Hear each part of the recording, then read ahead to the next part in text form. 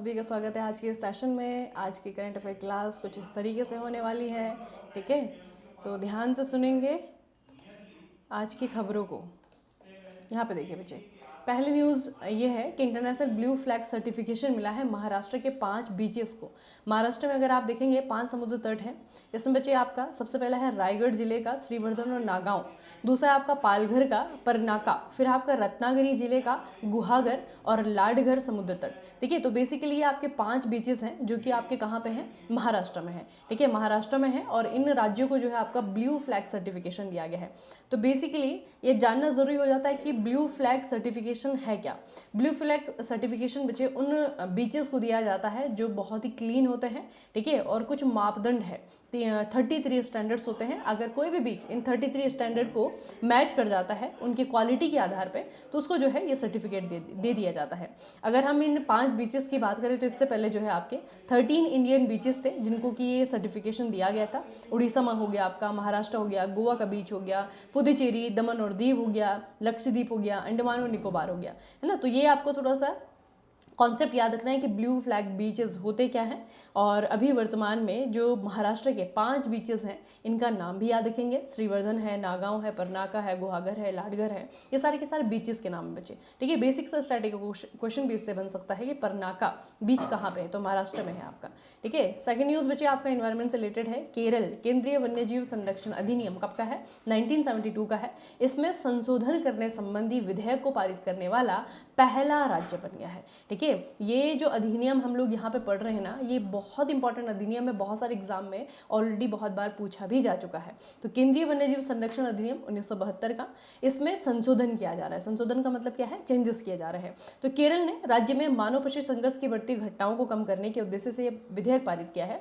वर्तमान में केवल केंद्र सरकार के पास अनुसूची सेकंड में शामिल किसी भी जंगली जानवर को हिंसक पशु घोषित करने का अधिकार है। इस विधेयक में यह अधिकार राज्य सरकार को देने का प्रावधान किया गया है। तो ये बच्चे बहुत इंपॉर्टेंट है।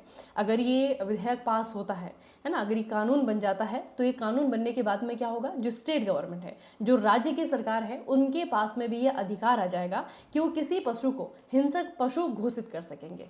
ठीक है, तो ये जो है आपका, अगर केरला इसे पास कर देता है ना बच्चे, तो ये जो है आपका राइट इसके पास में आ जाएगा। ठीक है, अगला है अक्टूबर 2025 में भगवान बुद्ध के पवित्र अवशेष नई दिल्ली के राष्ट्रीय संग्रहालय से विशेष धार्मिक सम्मान और परंपराओं के साथ में भारतीय वायुसेना के विमान के द्वारा रूस के काल्मिकिया गणराज्य की राजधानी एलिस्ता भेजे जा रहे हैं। ठीक है, तो बच्चे एक इंटरेस्टिंग न्यूज़ है, हमारे आर्ट एंड कल्चर से रिलेटेड है, आप लोग को याद रखना है। ठीक है, तो किसके, भगवान बुद्ध के पवित्र अवशेष, अच्छे अवशेष जो है खनन में मिले हैं। और ये उत्खनन बच्चे कहाँ पे किया गया था, ये उत्तर प्रदेश में एक जगह है पीपर हवा। ठीक है, कपिलवस्तु इसका जो है प्राचीन जो क्षेत्र है कपिलवस्तु हुआ करता था, तो पीपर हवा नाम की एक जगह है, यहाँ से जो है आपका उत्खनन करके इनको यहाँ से निकाला गया और इन्हें पहली बार रसिया में जो है आपका 11 से लेकर के 18 अक्टूबर 2025 तक सार्वजनिक दर्शन के लिए प्रदर्शित किया जाएगा। तो एक एग्जीबिशन के लिए जो है इसे इन्हें वहाँ पे भेजा जा रहा है। और इस पूरे बच्चे जो ये एक तरह जो है आपका प्रतिनिधि मंडल का नेतृत्व उत्तर प्रदेश के उप मुख्यमंत्री केशव प्रसाद मौर्य के द्वारा किया जाएगा। ठीक है, यूपी के उप मुख्यमंत्री जी का नाम भी याद रखेंगे आप लोग। ठीक है, केशव प्रसाद मौर्य।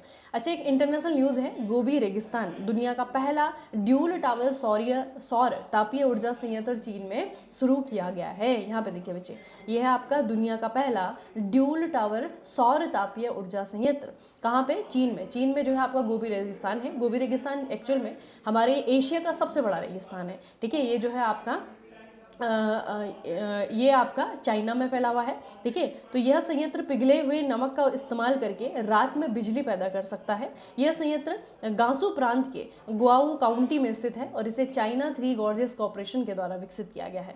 इसमें 200 मीटर ऊंचे टावर हैं जो कि लगभग 1 किलोमीटर की दूरी पर स्थित है और 27,000 दर्पणों के माध्यम से सूर्य की किरणों को केंद्रित करके अत्यधिक ताप उत्पन्न करते हैं। ठीक है, तो याद रखना बच्चे कि गोबी रेगिस्तान में जो है इस तरीके से ड्यूल ड्यूल टावर सौर तापीय ऊर्जा संयंत्र लगाया है। किसने काम किया? ये चाइना के द्वारा काम किया गया है। ठीक है, अगर गोबी रेगिस्तान की बात करें तो एशिया का जो है सबसे बड़ा मरुस्थल है। ठीक है, और ये आपका मंगोलिया में और चाइना में फैला हुआ है। ठीक है, उसके अलावा बच्चे आपका भारत में एक ही आपको जो है मरुस्थल देखने को मिलता है जो भारत का सबसे बड़ा है। यहाँ पे देखिए आप थार है।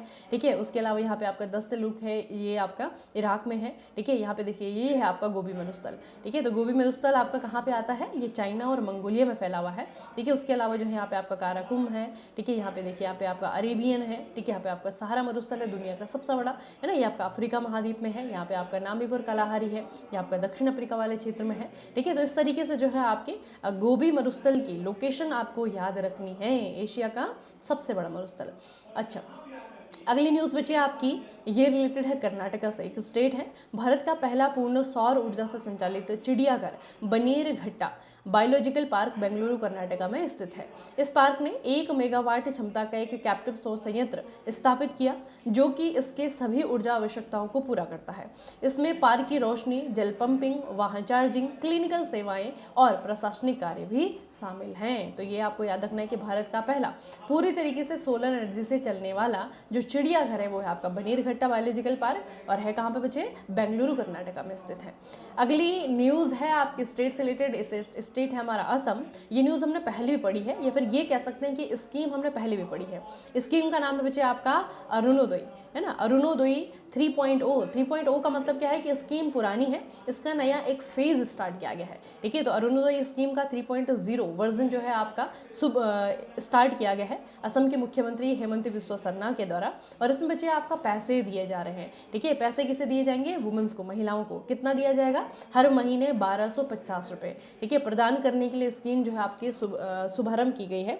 यह योजना राज्य के 38 लाख से ज़्यादा परिवारों को लाभान्वित करेगी।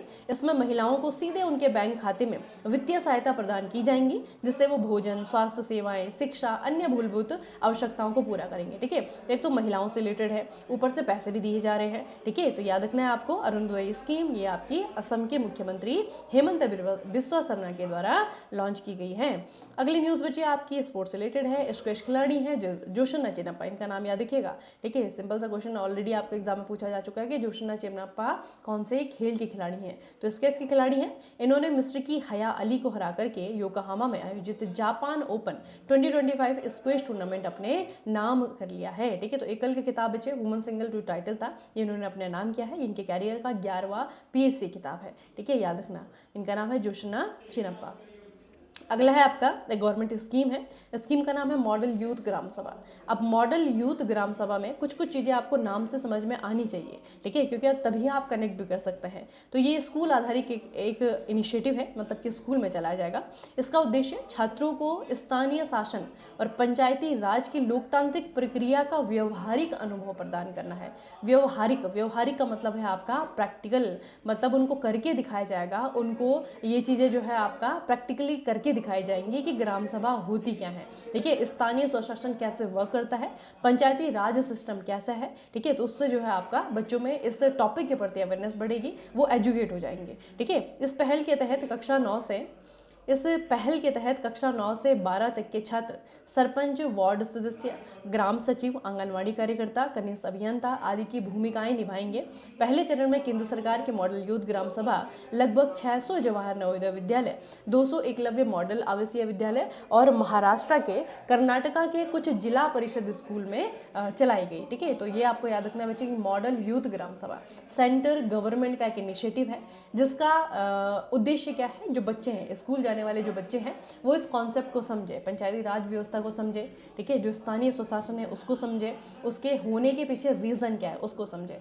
अगली जो न्यूज़ है अवार्ड से रिलेटेड है, बहुत इंपॉर्टेंट। नोबेल प्राइज़ बच्चे लगातार जो है आपके दिए जा रहे हैं, तो इकोनॉमिक्स के लिए भी नोबेल प्राइज़ जो है आपका अनाउंस हो चुका है। 3 व्यक्तियों को मिला है, जोएल मॉकिर है, फिलिप अगियन है और पीटर होविट है। ठीक है, 3 अर्थशास्त्री हैं, इनको नवाचार संचालित आर्थिक विकास की व्याख्या के लिए दिया जा रहा है। ठीक है, टॉपिक याद रखिएगा, इनोवेशन ड्रिवन इकोनॉमिक ग्रोथ, मतलब कि इकोनॉमिक ग्रोथ जो है इनोवेशन ड्रिवन, यानी कि इनोवेशन पे बेस जो है इकोनॉमिक ग्रोथ कैसे हो सकती है, इस कॉन्सेप्ट को जो है सुलझाने के लिए भी कहा जा सकता है। इस कॉन्सेप्ट को देने के लिए जो है इन 3 व्यक्तियों को दिया गया है। तो जोएल मॉकिर है, आपके फिलिप अगियन है और पीटर हॉफिट है। ठीक है, तीनों का नाम याद रखना बच्चे।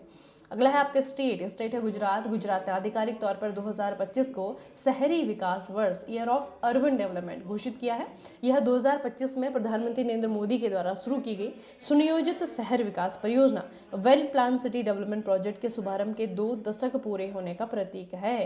ठीक है, तो ये सिंपल सा इतना बस आपको याद रखना है कि कौन से स्टेट ने 2025 को शहरी विकास वर्ष, ईयर ऑफ अर्बन डेवलपमेंट घोषित किया है। तो ये है हमारा गुजरात। ठीक है, चलिए बच्चे, आज की जो खबरें हैं उसे हम यहीं पे फिनिश करेंगे। उसके अलावा अगर आप लोग NHPC की प्रिपरेशन कर रहे हैं, अगर आप SSC की प्रिपरेशन कर रहे हैं, तो SSC के नॉन टेक्निकल, NHPC के नॉन टेक्निकल जो टेस्ट सीरीज़ हैं वो हमारे मोबाइल एप्लीकेशन पे लॉन्च हो गई हैं। ठीक है, आप जाइए मेक इट इजी मैकेनिकल पे। ठीक है, जो सिविल वाले बच्चे हैं आपको मेक इट इजी सिविल पे जाना है। ठीक है, टेस्ट सीरीज़ के लिए तो NHPC की टेस्ट सीरीज़ और SSC की टेस्ट सीरीज़ जो है अवेलेबल हो गई है।